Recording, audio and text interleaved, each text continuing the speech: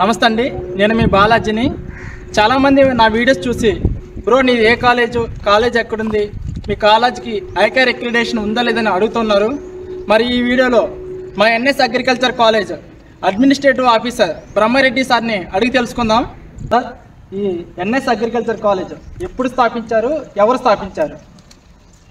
NS కళాశాల 2016 academic year నుంచి start అవ్వడం జరిగింది. ఈ కళాశాలని నాదెళ్ల సుబ్రహ్మణ్యం గారి పేరు మీద ప్రారంభించడం జరిగింది. ఈ కాలేజ్ మొత్తం ఎంత విస్తీర్ణంలో ఉంది? మనకి కాలేజీ విస్తీర్ణం వచ్చి 100 ఎకరాల విస్తీర్ణంలో మనం కాలేజీ ఫామ్ అంతా ఉంది. 10 ఎకరాల విస్తీర్ణంలో మనకి కాలేజీ బిల్డింగ్స్, హాస్టల్ బిల్డింగ్స్ మనం ప్రొవైడ్ చేయడం జరిగింది. 100 ఎకరాల్లో వచ్చి మనకి ఫ్రూట్ ఆర్చర్డ్ ఉంది, పౌడర్ క్రాప్స్ ఉన్నాయి, వెజిటేబుల్ గార్డెను, మెడిసినల్ ప్లాంట్స్, ఇంకా రకరకాల పంటలతో కూడినటువంటి ప్లాట్స్ సపరేట్గా ఉన్నాయి. అదేవిధంగా క్రాఫ్ట్ ఏరియా ప్రతి స్టూడెంట్కి, ఈ కళాశాలలో ఉన్నటువంటి ప్రతి స్టూడెంట్కి కూడా క్రాఫ్ట్ ఏరియా కింద కొంత మనం స్పేస్ ప్రొవైడ్ చేస్తాం. అందులో ఆ విద్యార్థులు గ్రూప్గా 4-5 గ్రూప్గా ఉంటూ వారు ఆ యొక్క ప్లాట్లో వారికి ఇచ్చినటువంటి ఏదైతే క్రాప్ ఉంటుందో దాన్ని డెవలప్ చేసి వారు ఆ కోర్సు సంబంధించి వారు నేర్చుకోవడం జరుగుతుంది. గర్ల్స్కి బాయ్స్ హాస్టల్ ఫెసిలిటీస్ ఎలా ఉన్నాయి? మనకి హాస్టల్స్ వచ్చి బాయ్స్కి గర్ల్స్కి సపరేట్గా హాస్టల్స్ ఉన్నాయి. మనకి యాజమాన్యం వారు ఉద్దేశం ప్రకారం వారు ఏమంటే భవిష్యత్తులో కూడా ఒక కాలేజీలో స్ట్రెంత్ పెరుగుతుందన్న ఉద్దేశంతో మనకి 250 కెపాసిటీ తోటి గర్ల్స్ హాస్టల్, అదేవిధంగా 200 కెపాసిటీ తోటి బాయ్స్ హాస్టల్ని మనం బిల్డప్ చేయడం జరిగింది. గర్ల్స్ హాస్టల్కి, బాయ్స్ హాస్టల్కి అనుబంధంగా మనం మెస్ ఇక్కడ కళాశాల ప్రాంగణంలోనే ఉంది.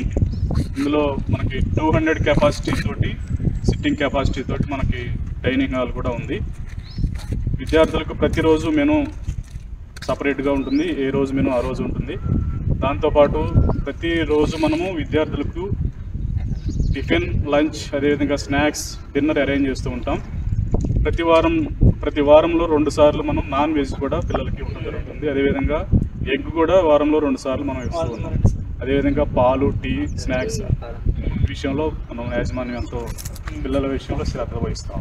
గ్రౌండ్ ఫెసిలిటీస్ ఎట్లా ఉందా? బాయ్స్ గర్ల్స్కి ఏమైనా సపరేట్గా కలిసేనా? మనకి కాలేజీ మన ఏదైతే ఎన్జీరంగ అగ్రికల్చర్ యూనివర్సిటీ ఇచ్చినటువంటి నామ్స్ ఏవైతే ఉన్నాయో ఆ నామ్స్ ప్రకారం మనం ప్రతి ప్లే గ్రౌండ్స్, ఆటలకు సంబంధించి ప్లే గ్రౌండ్స్ ఏర్పాటు చేయడం జరిగింది. మనకి 400 మీటర్స్ ట్రాక్ ఒకటి ఉంది, ఫుట్బాల్ స్టేడియం ఉంది, అదేవిధంగా బాస్కెట్బాల్, క్రికెట్, తర్వాత షటిల్, బాల్ బ్యాడ్మింటన్, ఖోఖో, అన్ని రకాల ప్లే గ్రౌండ్స్ మనం ఏర్పాటు చేయడం జరిగింది. అది ప్రత్యేకంగా బాయ్స్ కోసం సపరేట్గా, అదేవిధంగా గర్ల్స్ హాస్టల్ ఉన్న ఏరియాలో సపరేట్గా మనం ఏర్పాటు చేసాం. లోపలికి వెళ్తే మాట్లాడుకుందాం. అలాగే ఈ బిల్డింగ్ వచ్చి పెంటగాన్ షేప్, సపరేట్గా 5 బ్లాక్లు ఉంటాయి మన బిల్డింగ్లో. ప్రతి బ్లాక్లో వెంటిలేషన్ కానీ అన్ని చక్కగా ఉండటం కోసం మన యాజమాన్యం వారు యూనిక్గా ఉండాలి బిల్డింగ్ అనేది, పిల్లలకి సౌకర్యంగా ఉండాలనే ఉద్దేశంతో ఈ విధంగా ఏర్పాటు చేశారు. ఇది సాయిల్ సైన్స్ ల్యాబొరేటరీ. అదేవిధంగా ఈ డిపార్ట్మెంట్కి సంబంధించిన ఫ్యాకల్టీ కూడా మనం ఇక్కడ రూమ్స్ ప్రొవైడ్ చేయడం, స్టాఫ్ రూమ్స్ ప్రొవైడ్ చేయడం జరిగింది. లోపల చూద్దాం. మనం ఈ ల్యాబ్లో మనకి హాఫ్ బ్యాచ్ ఇక్కడ ల్యాబ్లోకి వస్తారు, హాఫ్ బ్యాచ్ ఇంకొక ల్యాబ్లో ఉంటారు. మనం 2 బ్యాచ్లుగా సపరేట్ చేసాం.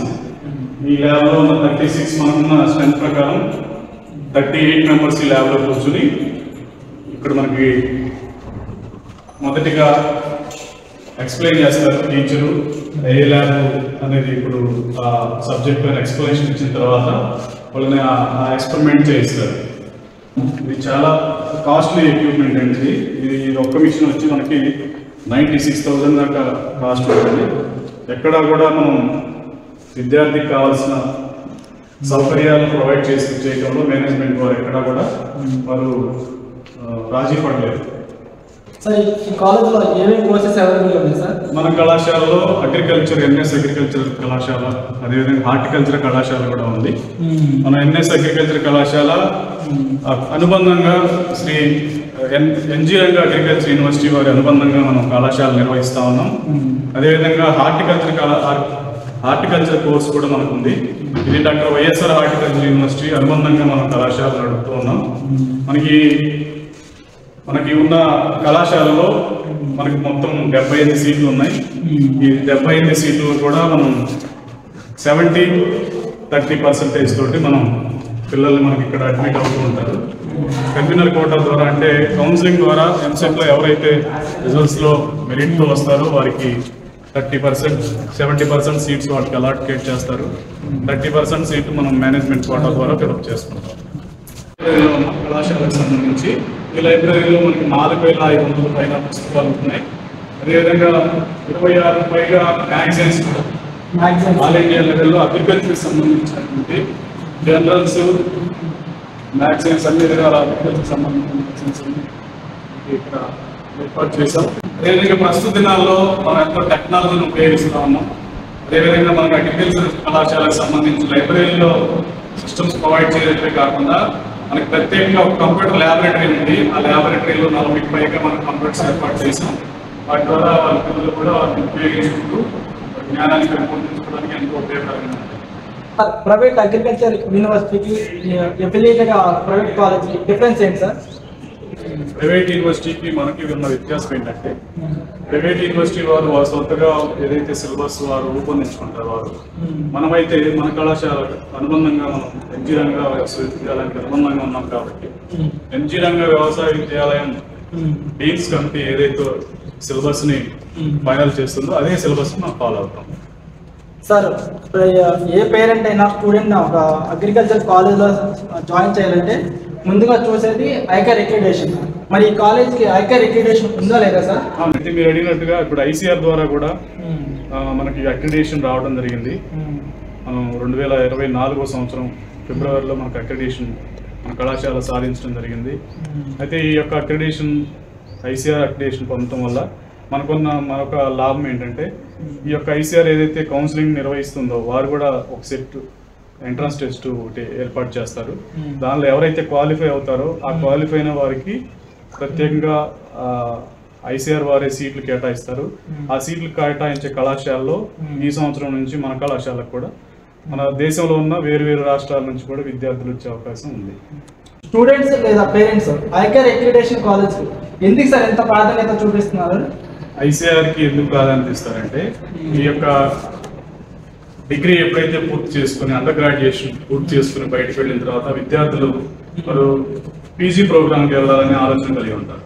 అలాగే పీజీ కోర్స్కి వెళ్ళినప్పుడు వారు దేశవ్యాప్తంగా ఒక ఎగ్జామ్ కండక్ట్ చేయబడతా ఉంటుంది. అది జేఆర్ఎఫ్ ఎగ్జామ్ కండక్ట్ చేస్తారు. ఆ ఎగ్జామ్లో ఎవరైతే మెరిట్తో మంచి మార్క్స్తో పాస్ అవుతారో వారికి ఎంఎస్సి సీట్ అనేది ఐసీఆర్ అక్రిడిటెడ్ కాలేజెస్లో ఎవరైతే వారి కోర్సును పూర్తి చేస్తారో వారికి మంచి కళాశాలలో ఇండియా మొత్తంలో ఆల్ ఇండియాలో ఈ కాంపిటీషన్కి వెళ్ళొచ్చు. ఆల్ ఇండియాలో వారు మెరిట్ బేస్ చేసుకొని ఇండియాలో ఎక్కడ ఉన్న ఐసీఆర్ యూనివర్సిటీస్లో కానీ కళాశాలలో కానీ వారు ఎంఎస్సి సీట్ సాధించడానికి చాలా ఎక్కువ అవకాశం మన అక్రిడిటేషన్ పొందిన కళాశాలలో వారికి ఎక్కువ అవకాశం ఉంటుంది. మరి ఐకార్ అక్రిడిటేషన్ ఉన్న కాలేజీలో చదివిన స్టూడెంట్కి ఐకార్ అక్రిడిటేషన్ లేని కాలేజీలో చదివిన స్టూడెంట్కి డిఫరెన్స్ ఏమైనా ఉంటుందా? డిఫరెన్స్ చాలా ఎక్కువ ఉంటుందండి. ఈ ఐసీఆర్ ద్వారా అక్రిడిటేషన్ పొందిన కళాశాలలో చదవడం ద్వారా ప్రత్యేకంగా గుర్తింపు పొందిన కళాశాలే కాకుండా అన్ని సౌకర్యాలు కలిగినటువంటి కళాశాలలో వారు విద్య పూర్తి చేసుకొని అన్ని రకాలుగా వారు నాలెడ్జ్ని పొందడమే కాకుండా ఆ యొక్క నాలెడ్జ్ ద్వారా భవిష్యత్తులో ఇంకా వారు ఏవైతే గోల్స్ ఉన్నాయో అవి రీచ్ అవ్వడానికి వాళ్ళకి ఎక్కువ అవకాశం ఉంటుంది. అంటే ఇప్పుడు జాబ్స్ పరంగా వాళ్ళకి బెనిఫిట్ ఉంటుందా? జాబ్స్ కూడా ఖచ్చితంగా బెనిఫిట్ ఉంటుంది. ఇక గుర్తింపు అన్నది చాలా ప్రాధాన్యమైన విషయం అన్నమాట. మరి ఐకార్ అక్రిడిటేషన్ అసలు ఎలా ఇస్తారు సార్? అక్రిడిటేషన్ ఎలా ఇస్తారంటే వారికి కొన్ని కొలమానాలు ఉంటాయి.